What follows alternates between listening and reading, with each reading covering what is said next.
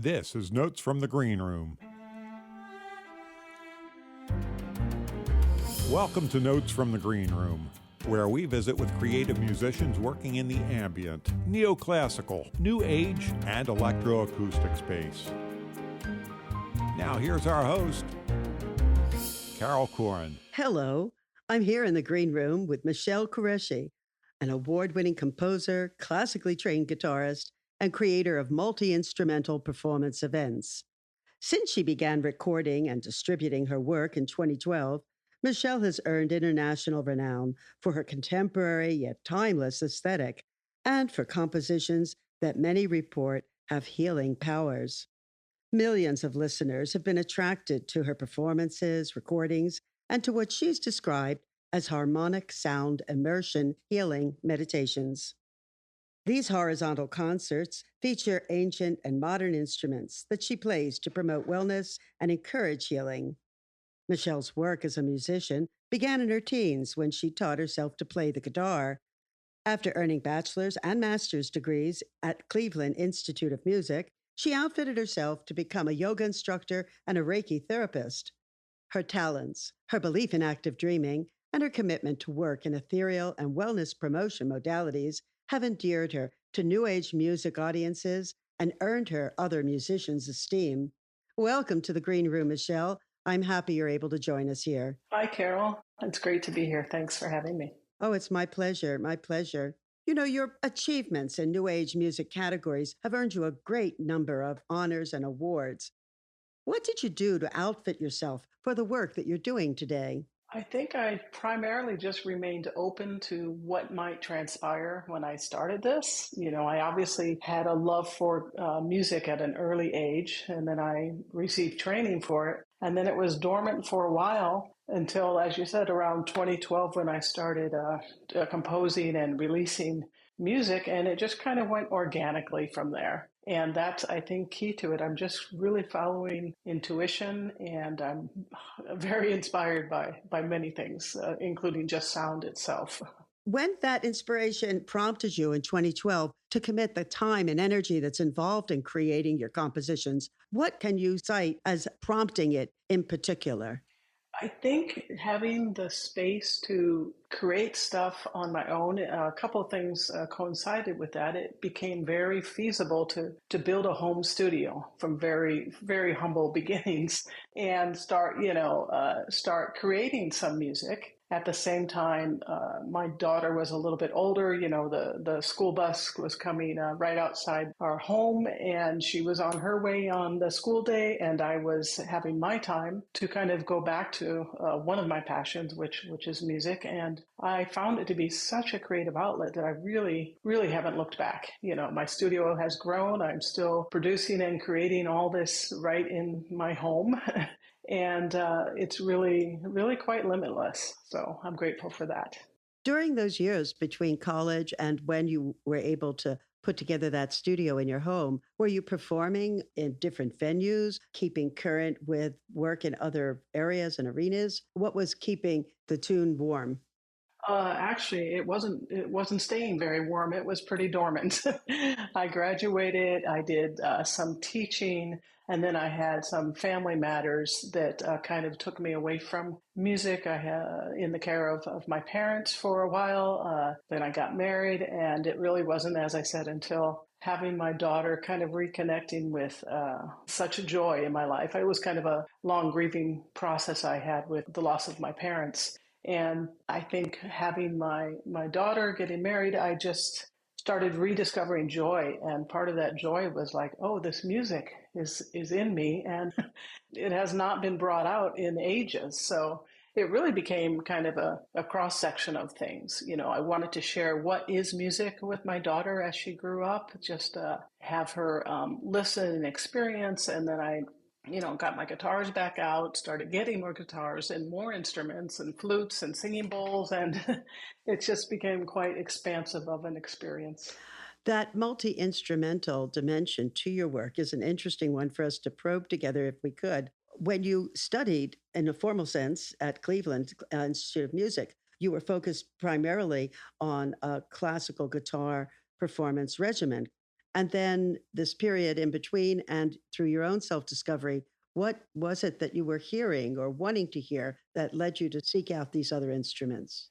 Well, it's guitar is and always will be like, a baby to me, a favorite, and something I hold, literally against my heart. And that goes with, even the mandolin, the ukulele, the banjo, sitar, any other instruments that I play like that. But there was a certain amount of proficiency that you had to reach in music school. So yes, we did have to play some piano, some keyboard, and I did what I needed just to get by with those kind of things. And we also had, it was early stages, but I was drawn to electronic music and synthesizers that we had at the time.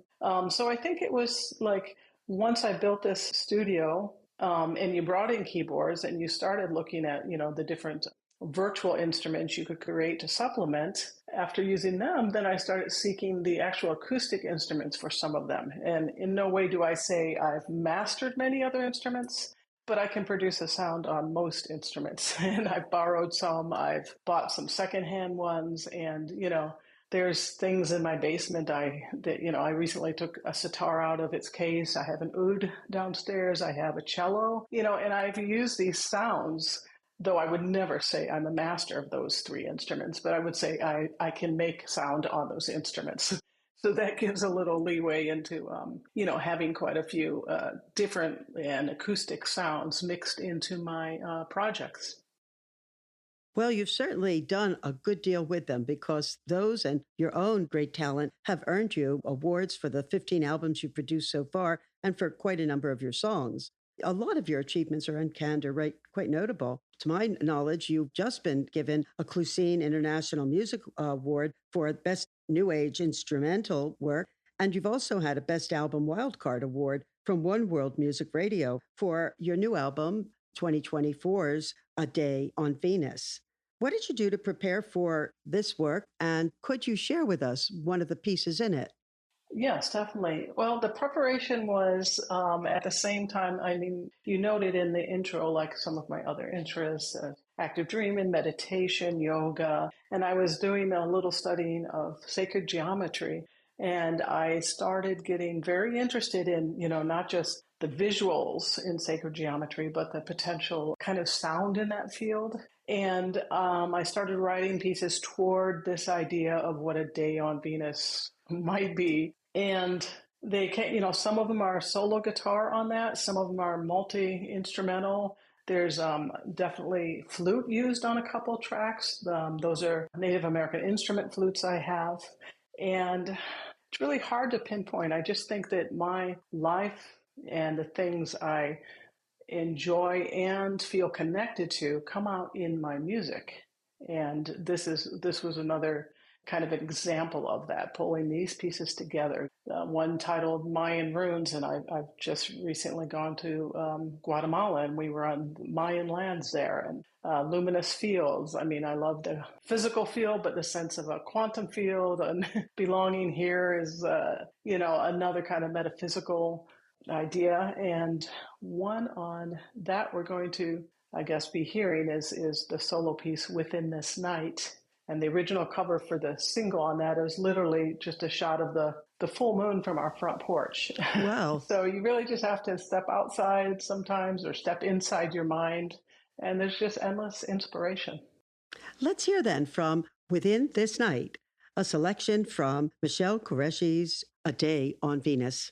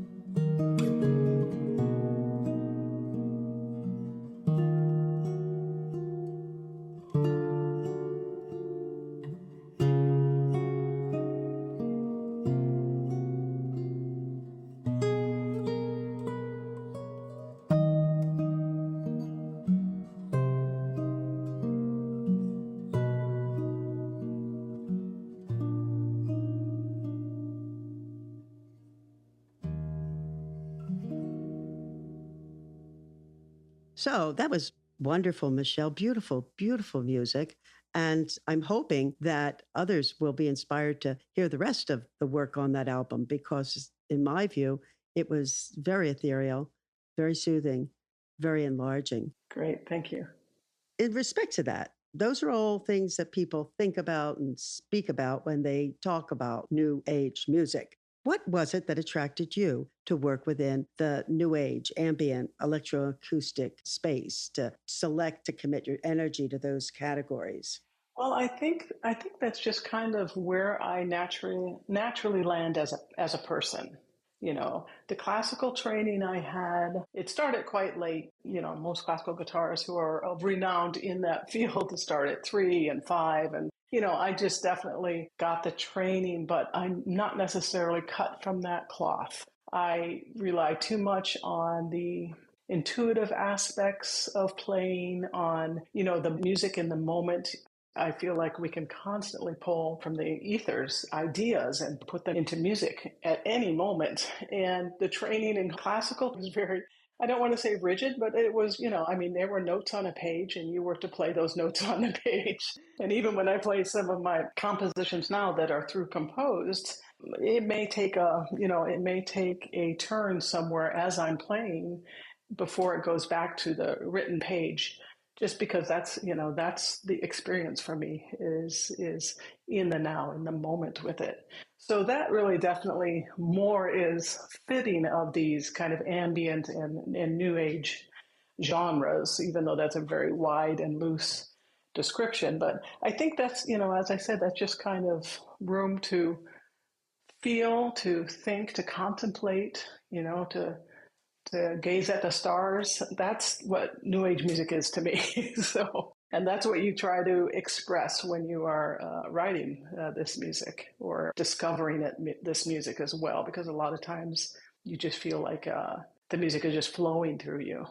What is it that you think your audiences are seeking when they choose to listen to you? And how is it that you approach them with the spirit of a New Age category? I think the audience is looking for something that is relaxing, but not boring, inventive, that they feel connected to, because there's a certain way that you can express in sound, like just an actual feeling of love and connection. And instrumental music is just ideal for that in a lot of ways, in my opinion. And as far as like when I offer my harmonic sound immersions, which is where I bring the guitars and the other stringed instruments, the flutes, the singing bowls, the gongs, all kinds of so-called healing instruments, people are coming definitely to experience what I could call musical meditation, you know, and a lot of the regulars who come to these when I offer that, you know, they definitely, they can do astral travel, the time travel. They can come afterwards and tell me, oh, my hip was bothering me when I got here, but now it feels better, kind of thing.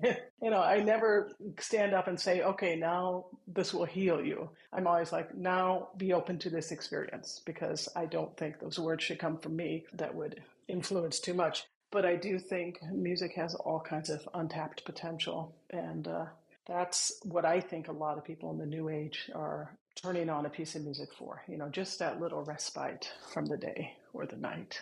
When you work in Reiki, do you have a sense of music coming through you as well as the power of the Reiki wheel?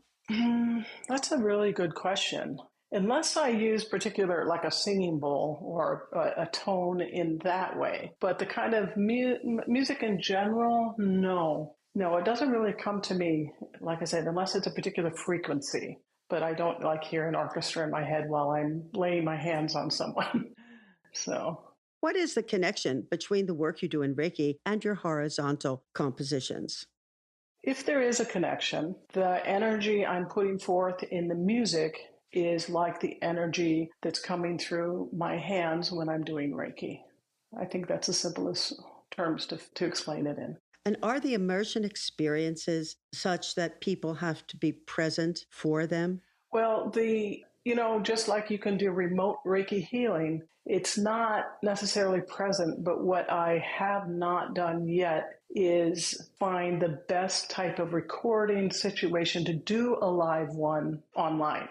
I don't want to offer something where you wouldn't really have the best. And we all know that, especially during the start of the pandemic, everybody stuck their phone in front of some kind of instrument, and there's a lot of horrible sounds because the quality wasn't there, and I can't get past poor quality in hearing something. So it's on my to-do list because it's much wider audience, and being able to share that experience and whatever comes out of that for attendees than fitting 30 people in a yoga studio.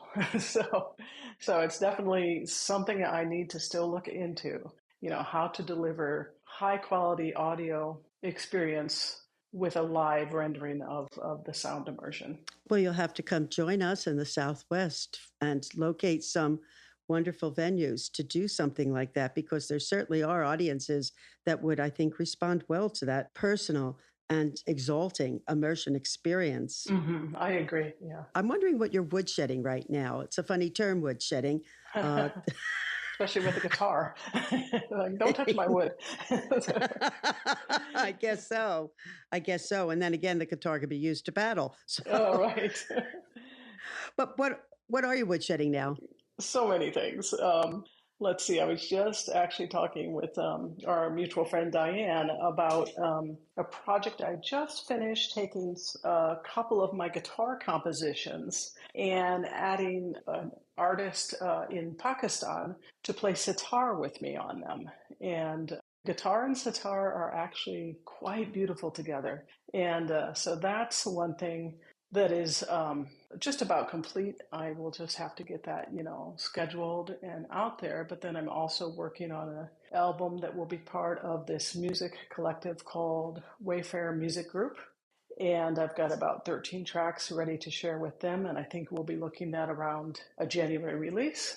And then I also have a very, very heartfelt project that is titled Lineage. I have not chosen the date yet, but it's basically a dedication to my mother and my daughter. My daughter's an only child. And my daughter was born after I lost my mother. And so this is kind of based on the triple goddess energy. And it's seeing us as crone and maiden and mother. And it's just really tender guitar pieces, just filled with that, with that love and that connection when you're reaching out to someone who's not physically in this space, but you still very much have them present in your life. And so that's between us three, my mom, my daughter, myself. And that's to be released sometime this fall. So that's just a few of the things that I'm woodshedding. But I'm very, very prolific. And once I'm in a space where I can get those things out of my studio as cleanly as I like, then, there's more music behind it. So I never want for ideas. My goodness. So there'll be 3 albums from you in 2024, because I was just about to ask you about the one you released in June of 2024. If I'm right, the album's called Zindagi, right? Zindagi, yeah. It's a slight correction, but yeah. It's a word of Persian origin, and it's well known in Pakistan and India, Bangladesh, and these regions. And the word just means life. And the different thing for me in these tracks, 10 tracks, was just kind of the fun that was at play. I lightened up a little bit, and there's some beats and a lot of joy, some danceable kind of feels in it, and much, much less coming out of the guitar on that whole album. But yeah, I was really pleased with its thing. And there's also a lot of references to things from the sound immersions and from other kind of celebration type pieces. That's how I'd put it. What piece would you suggest we listen to from Zindagi? Yes, I'd love you to listen to Ley Lines. Sounds like a plan.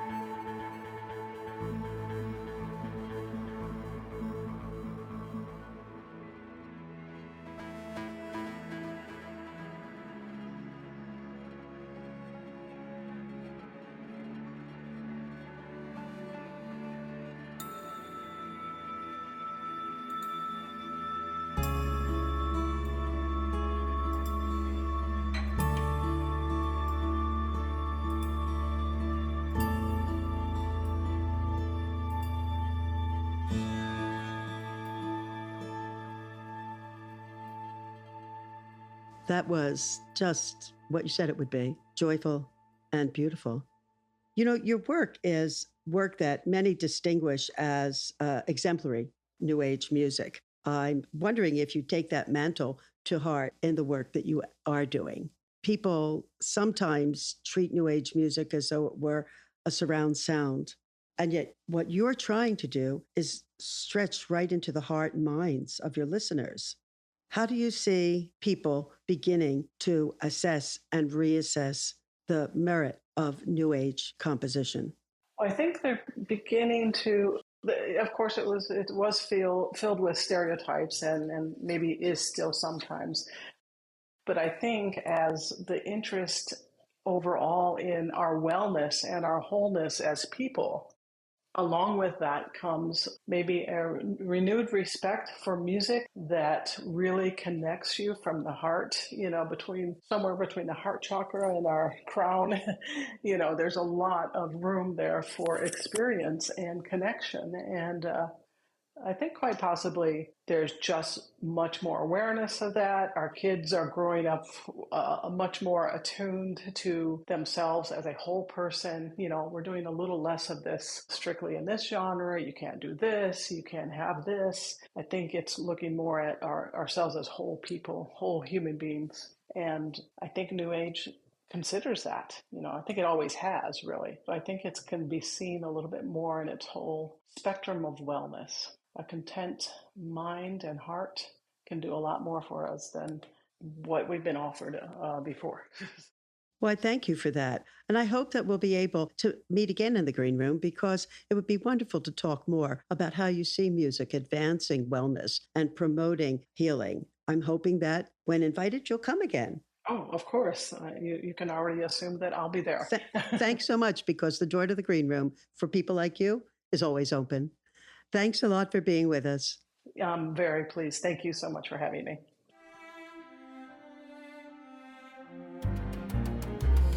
Notes from the Green Room is a production of Music Matters International.